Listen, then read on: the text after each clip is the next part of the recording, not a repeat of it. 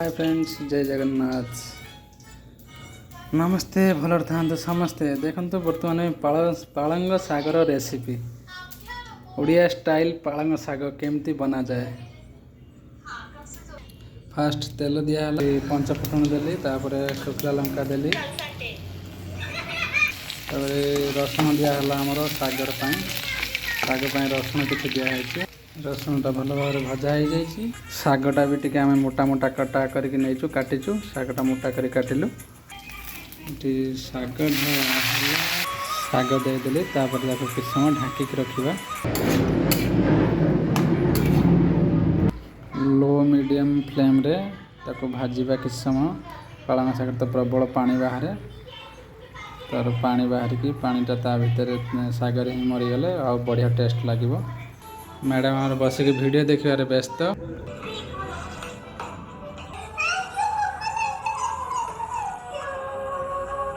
Madam आम mobile देखिबार व्यस्त।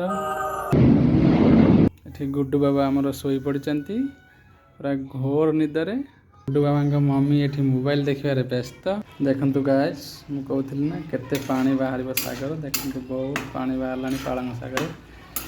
Full गोटे कड़े फुल कड़े शाग नहीं देखु मौली की केते हो जाइए, केते कम से हिसाब से आम लुण पकेबा।